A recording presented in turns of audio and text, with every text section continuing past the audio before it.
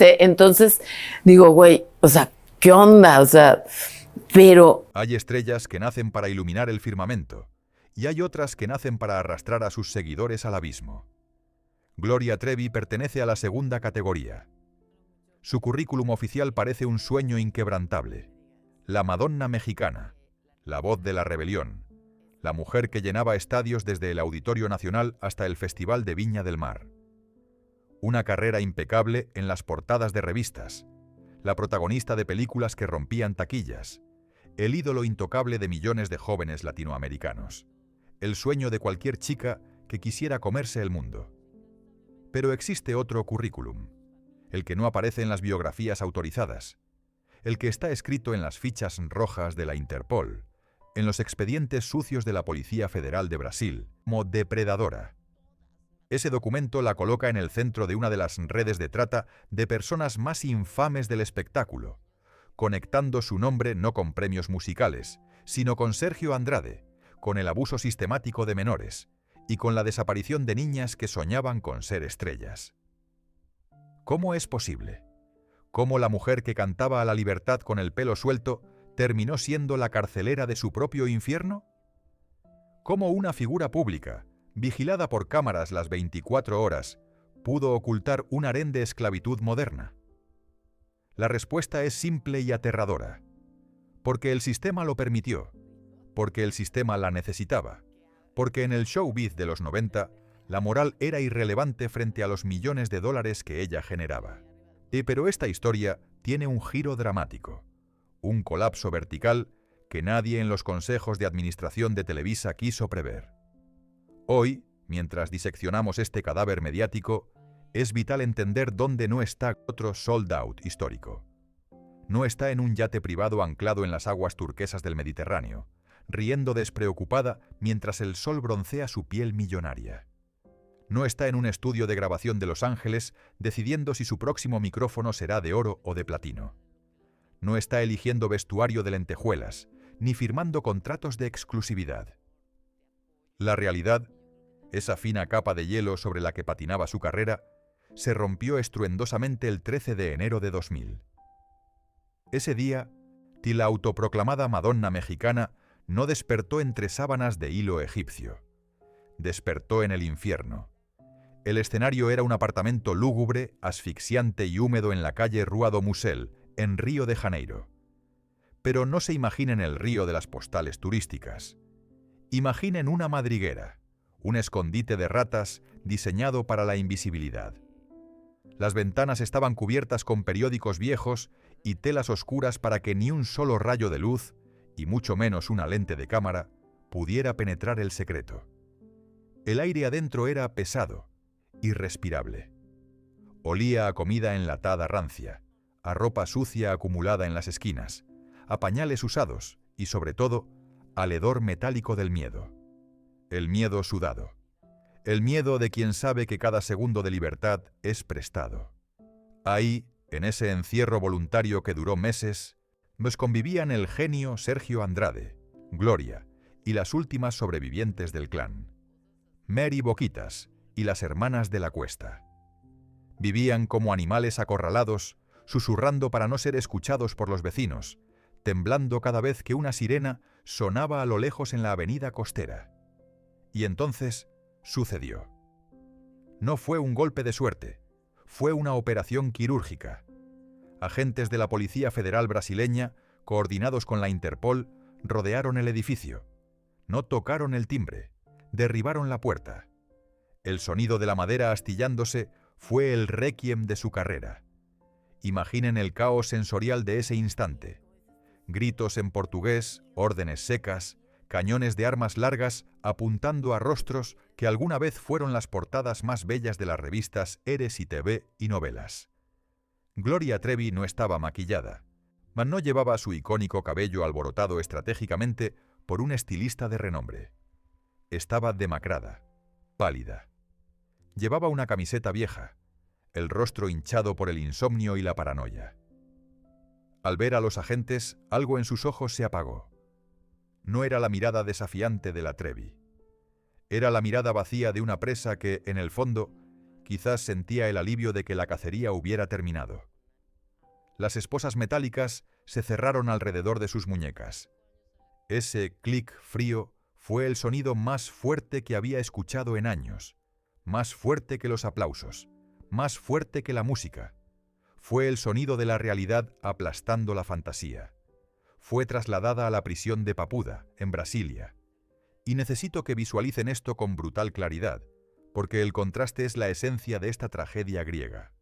Gloria pasó de tener camerinos llenos de flores exóticas, catering exclusivo y asistentes que corrían si ella pedía agua, a una celda de concreto desnudo de 3 por 3 metros. El olor ya no era perfume francés, era desinfectante barato, orina y humedad. De ser la jefa, pasó a ser la reclusa número nada. En esa celda, sus discos de oro no valían nada. Su cuenta bancaria congelada no podía comprarle un trato especial. En la jerarquía carcelaria, ella no era una estrella. Era la mexicana, la extranjera acusada de crímenes que incluso los criminales desprecian. Compartía el aire viciado con asesinas, con narcotraficantes, con mujeres endurecidas por una vida de violencia. ¿Qué pasaba por su mente en esas primeras noches de soledad absoluta? La psicología de Gloria en ese momento es un laberinto fascinante y aterrador. Mi no solo estaba lidiando con el shock del arresto, estaba lidiando con una disonancia cognitiva brutal. Durante más de una década, Sergio Andrade le había lavado el cerebro para hacerle creer que ellos eran los elegidos, que el mundo exterior eran los malos, que la persecución era el precio de su genialidad. Incluso esposada, incluso en esa celda inmunda, una parte de ella seguía esperando que Sergio chasqueara los dedos y arreglara todo. Ella no se veía a sí misma como una criminal. Se veía como una mártir. Se repetía una y otra vez: esto es una prueba. El amor todo lo puede. Estamos juntos en esto. Pero la duda, como un ácido corrosivo, empezaba a gotear en su subconsciente. ¿Y si todo era mentira? ¿Y si el hombre al que le había entregado su vida no era un genio incomprendido, y sino un psicópata que la había utilizado como escudo humano? Pero la historia se vuelve aún más turbia. Durante esos años en el limbo legal de Brasil, Gloria quedó embarazada dentro de una prisión de máxima seguridad. Un misterio biológico y legal que hasta el día de hoy genera teorías de conspiración. ¿Fue un guardia? ¿Fue Sergio Andrade a través de sobornos? ¿Fue una violación institucional? Gloria tuvo a su hijo, Ángel Gabriel, tras las rejas, convirtiendo su tragedia personal en un reality show morboso transmitido para toda América Latina. ¿Qué hizo que la mujer intocable, la gallina de los huevos de oro de Televisa, terminara siendo cazada como un animal salvaje? La respuesta no es la justicia divina. La respuesta es más terrenal y sucia. Tiene que ver con una traición interna. El imperio no cayó porque la policía fuera astuta, y cayó porque alguien de adentro rompió el pacto de sangre. Todo se remonta a un libro publicado en 1998, La gloria por el infierno. Escrito por Aline Hernández, una exesposa adolescente de Andrade, una niña que logró escapar y decidió hablar. Ese libro fue la primera grieta en la presa. Gloria intentó ignorarlo.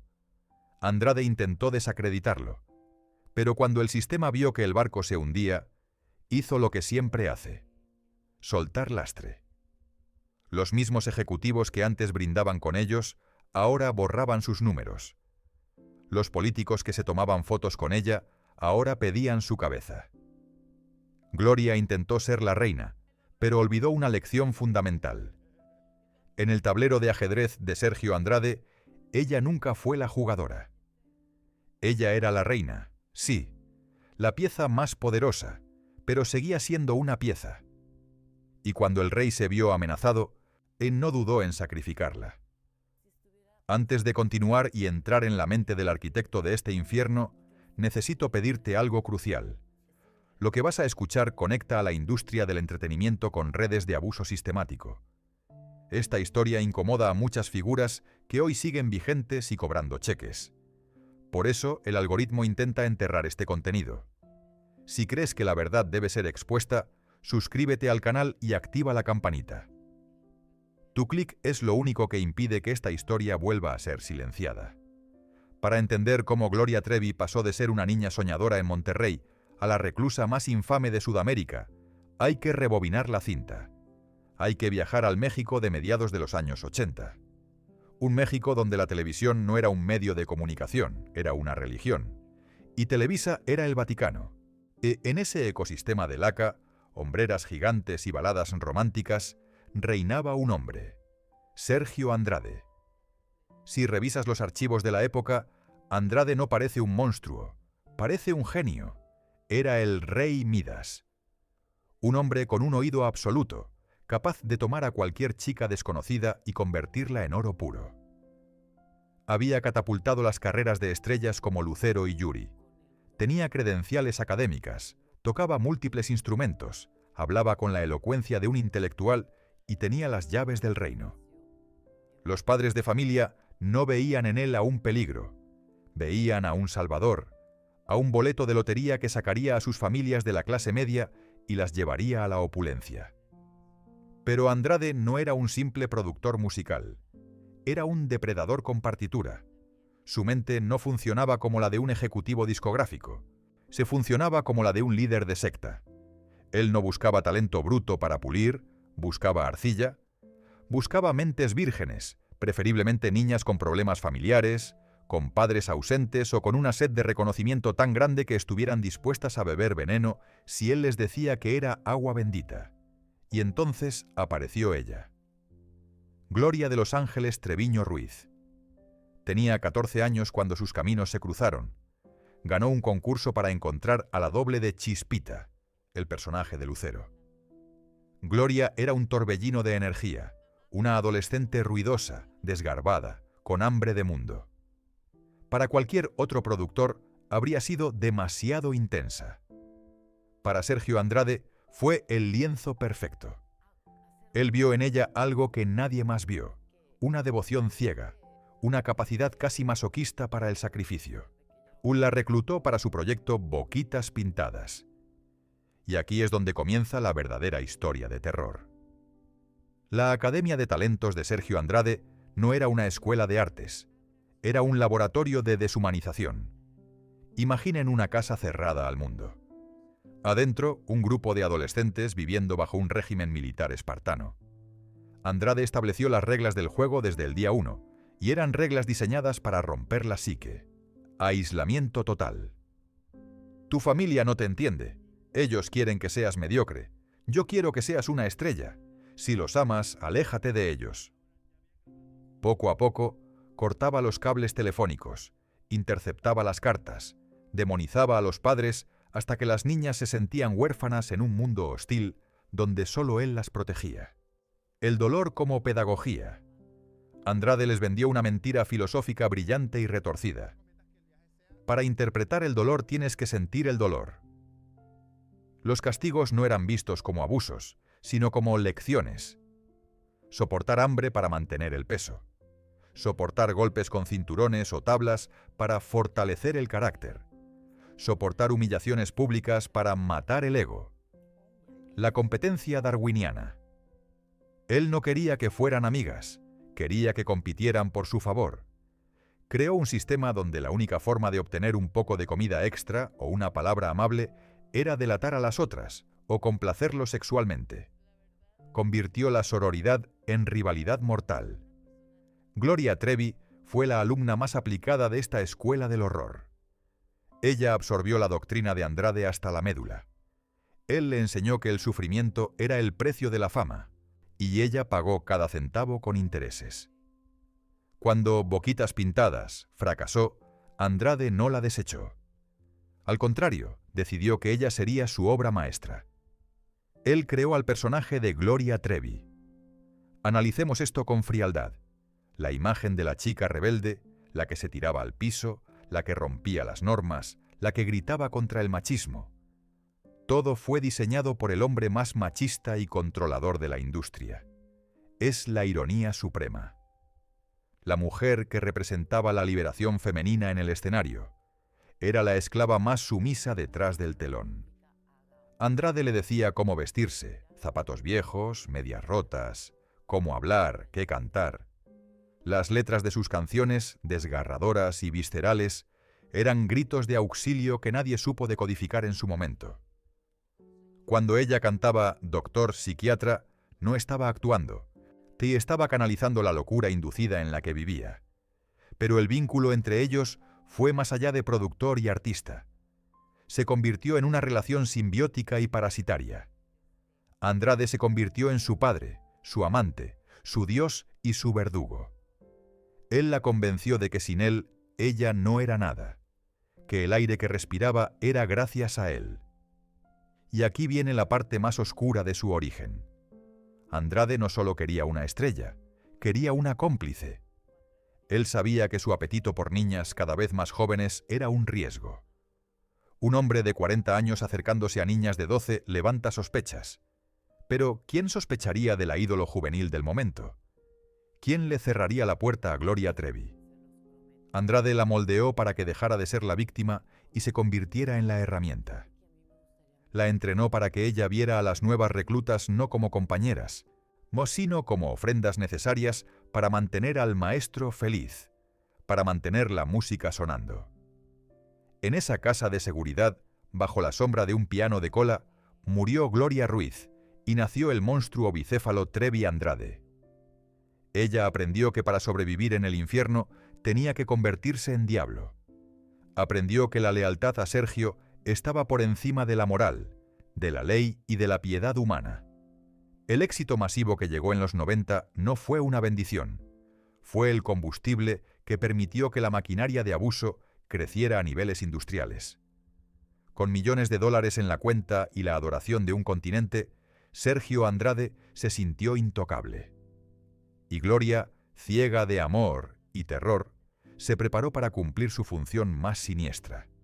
No cantar, sino cazar. Pero para entender la magnitud del crimen, no basta con saber quién era el jefe. Hay que entender el mecanismo. Hay que mirar los registros, los vuelos, las audiciones falsas. Hay que ver cómo convirtieron la ilusión de miles de niñas en una pesadilla logística. Para que un monstruo pueda alimentarse durante una década sin ser cazado, no basta con tener carisma. Necesita un sistema. Necesita logística. Necesita una fachada tan brillante que nadie se atreva a mirar lo que hay detrás de la cortina. Lo que Sergio Andrade construyó no fue simplemente un grupo de groupies. Fue una máquina industrial de trata de personas. Y la oficina central de esta empresa criminal no estaba en un callejón oscuro. Estaba en los foros de televisión más importantes de América Latina, bajo los reflectores de programas familiares como Siempre en Domingo. Hablemos del mecanismo. Y hablemos de cómo convertían a niñas de provincia en esclavas sexuales, usando la esperanza como cebo. El método era brutalmente simple y efectivo. Se llamaba la Academia de Sergio Andrade. El anzuelo se lanzaba a través de la televisión. Anuncios brillantes, revistas de adolescentes, concursos de talento. La promesa era irresistible. ¿Quieres ser la próxima estrella? ¿Tienes talento? Ven a una audición con el creador de Gloria Trevi. Imaginen la escena. Miles de niñas, muchas de ellas menores de 14 años, haciendo filas kilométricas bajo el sol, sosteniendo sus carpetas con fotos, temblando de emoción. A su lado, madres y padres esperanzados. Hay estrellas que nacen para iluminar el firmamento, y hay otras que nacen para arrastrar a sus seguidores al abismo. Gloria Trevi pertenece a la segunda categoría. Su currículum oficial parece un sueño inquebrantable.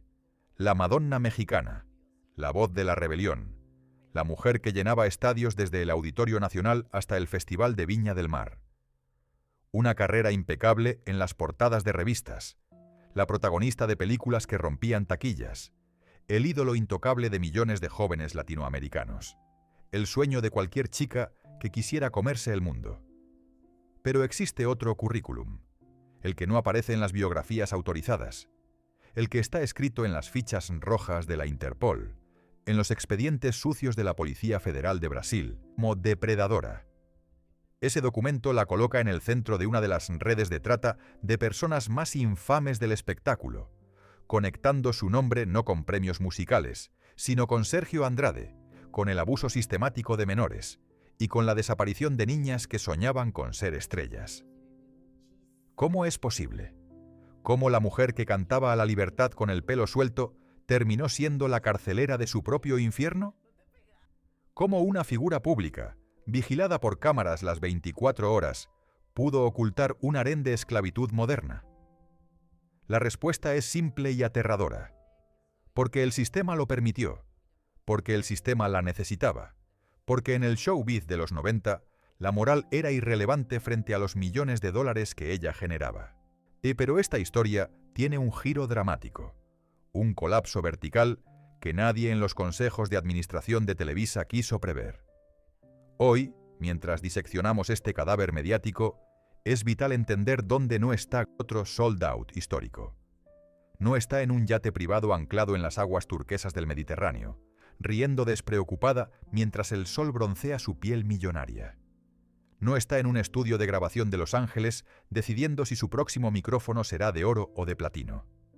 No está eligiendo vestuario de lentejuelas, ni firmando contratos de exclusividad. La realidad, esa fina capa de hielo sobre la que patinaba su carrera, se rompió estruendosamente el 13 de enero de 2000. Ese día, la autoproclamada Madonna mexicana no despertó entre sábanas de hilo egipcio. Despertó en el infierno. El escenario era un apartamento lúgubre, asfixiante y húmedo en la calle Rua do Musel, en Río de Janeiro. Pero no se imaginen el río de las postales turísticas. Imaginen una madriguera, un escondite de ratas diseñado para la invisibilidad. Las ventanas estaban cubiertas con periódicos viejos y telas oscuras para que ni un solo rayo de luz, y mucho menos una lente de cámara, pudiera penetrar el secreto. El aire adentro era pesado, irrespirable.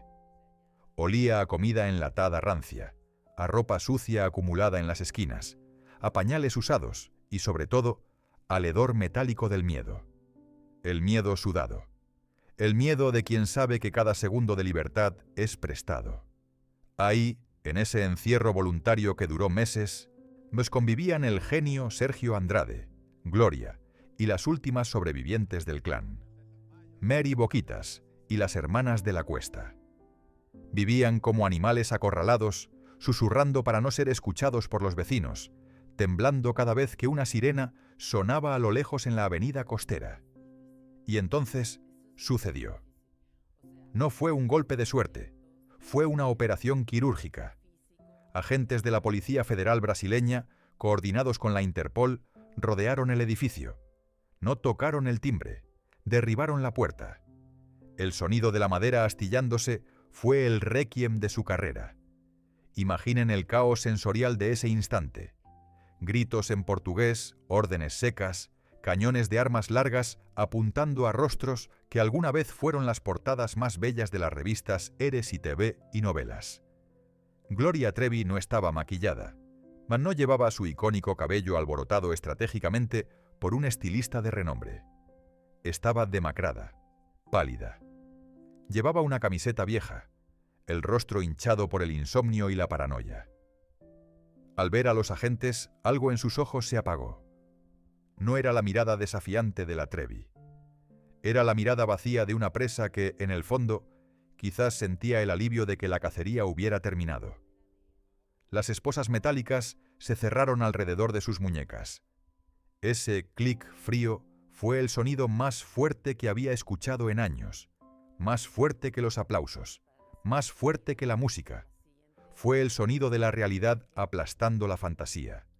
Fue trasladada a la prisión de Papuda, en Brasilia. Y necesito que visualicen esto con brutal claridad, porque el contraste es la esencia de esta tragedia griega. Gloria pasó de tener camerinos llenos de flores exóticas, catering exclusivo y asistentes que corrían si ella pedía agua, a una celda de concreto desnudo de 3 por 3 metros. El olor ya no era perfume francés, era desinfectante barato, orina y humedad. De ser la jefa, pasó a ser la reclusa número nada. En esa celda, sus discos de oro no valían nada. Su cuenta bancaria congelada no podía comprarle un trato especial.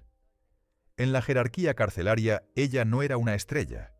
Era la mexicana, la extranjera acusada de crímenes que incluso los criminales desprecian. Compartía el aire viciado con asesinas, con narcotraficantes, con mujeres endurecidas por una vida de violencia. ¿Qué pasaba por su mente en esas primeras noches de soledad absoluta? La psicología de Gloria en ese momento es un laberinto fascinante y aterrador. Mi no solo estaba lidiando con el shock del arresto, estaba lidiando con una disonancia cognitiva brutal. Durante más de una década, Sergio Andrade le había lavado el cerebro para hacerle creer que ellos eran los elegidos, que el mundo exterior eran los malos, que la persecución era el precio de su genialidad. Incluso esposada, incluso en esa celda inmunda, una parte de ella seguía esperando que Sergio chasqueara los dedos y arreglara todo. Ella no se veía a sí misma como una criminal. Se veía como una mártir. Se repetía una y otra vez: esto es una prueba. El amor todo lo puede. Estamos juntos en esto. Pero la duda, como un ácido corrosivo, empezaba a gotear en su subconsciente. ¿Y si todo era mentira? ¿Y si el hombre al que le había entregado su vida no era un genio incomprendido, y sino un psicópata que la había utilizado como escudo humano? Pero la historia se vuelve aún más turbia. Durante esos años, en el limbo legal de Brasil, Gloria quedó embarazada dentro de una prisión de máxima seguridad. Un misterio biológico y legal que hasta el día de hoy genera teorías de conspiración. ¿Fue un guardia? ¿Fue Sergio Andrade a través de sobornos? ¿Fue una violación institucional? Gloria tuvo a su hijo, Ángel Gabriel, tras las rejas, convirtiendo su tragedia personal en un reality show morboso transmitido para toda América Latina. ¿Qué hizo que la mujer intocable, la gallina de los huevos de oro de Televisa, terminara siendo cazada como un animal salvaje? La respuesta no es la justicia divina. La respuesta es más terrenal y sucia. Tiene que ver con una traición interna. El imperio no cayó porque la policía fuera astuta, y cayó porque alguien de adentro rompió el pacto de sangre. Todo se remonta a un libro publicado en 1998, La Gloria por el infierno. Escrito por Aline Hernández, una exesposa adolescente de Andrade, una niña que logró escapar y decidió hablar. Ese libro fue la primera grieta en la presa. Gloria intentó ignorarlo. Andrade intentó desacreditarlo. Pero cuando el sistema vio que el barco se hundía, hizo lo que siempre hace: soltar lastre. Los mismos ejecutivos que antes brindaban con ellos, ahora borraban sus números. Los políticos que se tomaban fotos con ella, ahora pedían su cabeza. Gloria intentó ser la reina, pero olvidó una lección fundamental. En el tablero de ajedrez de Sergio Andrade, ella nunca fue la jugadora. Ella era la reina, sí, la pieza más poderosa, pero seguía siendo una pieza. Y cuando el rey se vio amenazado, él no dudó en sacrificarla. Antes de continuar y entrar en la mente del arquitecto de este infierno, necesito pedirte algo crucial. Lo que vas a escuchar conecta a la industria del entretenimiento con redes de abuso sistemático. Esta historia incomoda a muchas figuras que hoy siguen vigentes y cobrando cheques. Por eso, el algoritmo intenta enterrar este contenido. Si crees que la verdad debe ser expuesta, suscríbete al canal y activa la campanita. Tu clic es lo único que impide que esta historia vuelva a ser silenciada. Para entender cómo Gloria Trevi pasó de ser una niña soñadora en Monterrey a la reclusa más infame de Sudamérica, hay que rebobinar la cinta. Hay que viajar al México de mediados de los años 80. Un México donde la televisión no era un medio de comunicación, era una religión. Y Televisa era el Vaticano. En ese ecosistema de laca, hombreras gigantes y baladas románticas, reinaba un hombre, Sergio Andrade. Si revisas los archivos de la época, Andrade no parece un monstruo, parece un genio. Era el rey Midas. Un hombre con un oído absoluto, capaz de tomar a cualquier chica desconocida y convertirla en oro puro. Había catapultado las carreras de estrellas como Lucero y Yuri. Tenía credenciales académicas, tocaba múltiples instrumentos, hablaba con la elocuencia de un intelectual y tenía las llaves del reino. Los padres de familia no veían en él a un peligro, veían a un salvador, a un boleto de lotería que sacaría a sus familias de la clase media y las llevaría a la opulencia. Pero Andrade no era un simple productor musical, era un depredador con partitura. Su mente no funcionaba como la de un ejecutivo discográfico, se funcionaba como la de un líder de secta.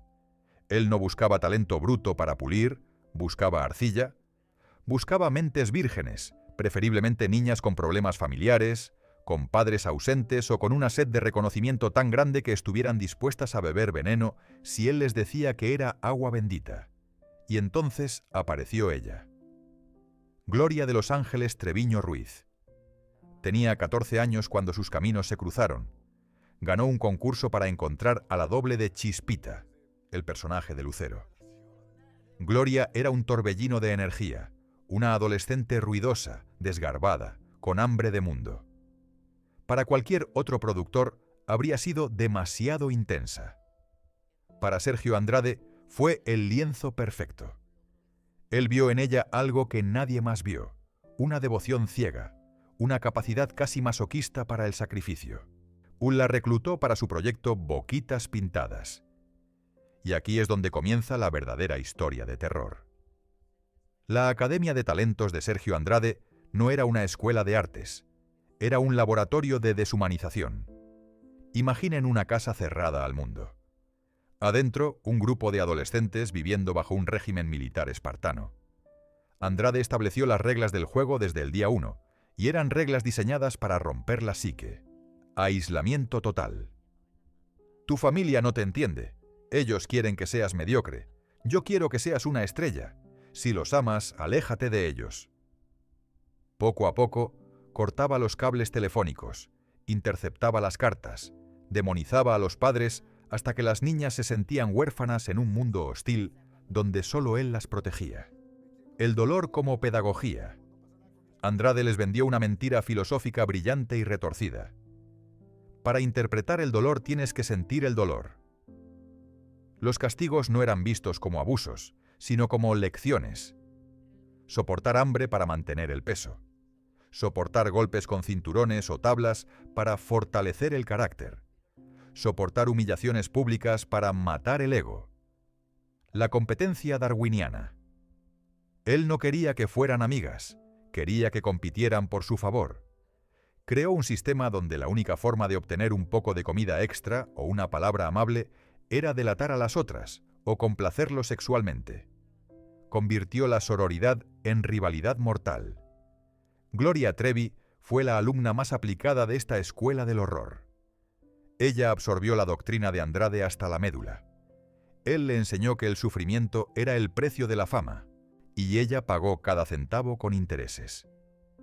Cuando Boquitas Pintadas fracasó, Andrade no la desechó.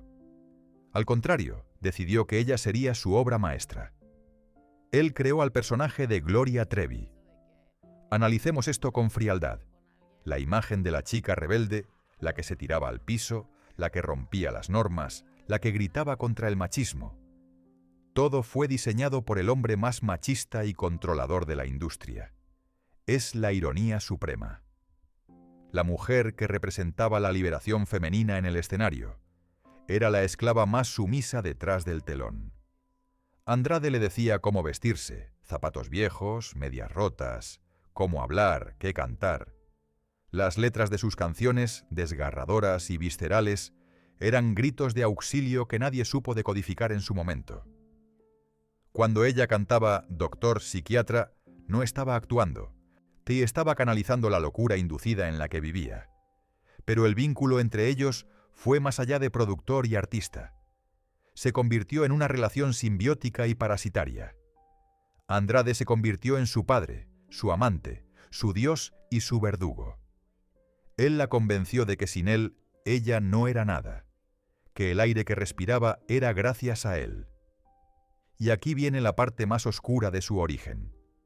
Andrade no solo quería una estrella, quería una cómplice. Él sabía que su apetito por niñas cada vez más jóvenes era un riesgo. Un hombre de 40 años acercándose a niñas de 12 levanta sospechas. Pero, ¿quién sospecharía de la ídolo juvenil del momento? ¿Quién le cerraría la puerta a Gloria Trevi? Andrade la moldeó para que dejara de ser la víctima y se convirtiera en la herramienta. La entrenó para que ella viera a las nuevas reclutas no como compañeras, sino como ofrendas necesarias para mantener al maestro feliz, para mantener la música sonando. En esa casa de seguridad, bajo la sombra de un piano de cola, murió Gloria Ruiz y nació el monstruo bicéfalo Trevi Andrade. Ella aprendió que para sobrevivir en el infierno tenía que convertirse en diablo. Aprendió que la lealtad a Sergio estaba por encima de la moral, de la ley y de la piedad humana. El éxito masivo que llegó en los 90 no fue una bendición. Fue el combustible que permitió que la maquinaria de abuso creciera a niveles industriales. Con millones de dólares en la cuenta y la adoración de un continente, Sergio Andrade se sintió intocable. Y Gloria, ciega de amor y terror, se preparó para cumplir su función más siniestra. No cantar, sino cazar. Pero para entender la magnitud del crimen, no basta con saber quién era el jefe. Hay que entender el mecanismo. Hay que mirar los registros, los vuelos, las audiciones falsas. Hay que ver cómo convirtieron la ilusión de miles de niñas en una pesadilla logística. Para que un monstruo pueda alimentarse durante una década sin ser cazado, no basta con tener carisma. Necesita un sistema, necesita logística, necesita una fachada tan brillante que nadie se atreva a mirar lo que hay detrás de la cortina.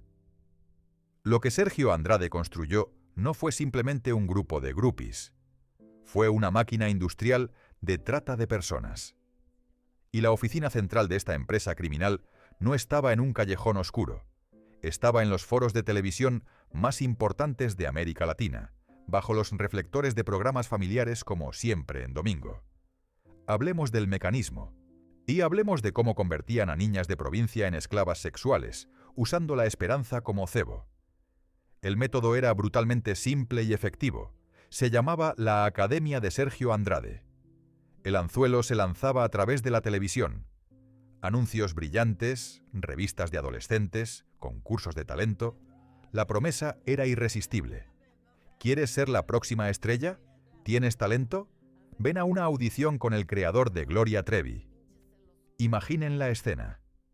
Miles de niñas, muchas de ellas menores de 14 años, haciendo filas kilométricas bajo el sol, sosteniendo sus carpetas con fotos, temblando de emoción. A su lado, madres y padres esperanzados.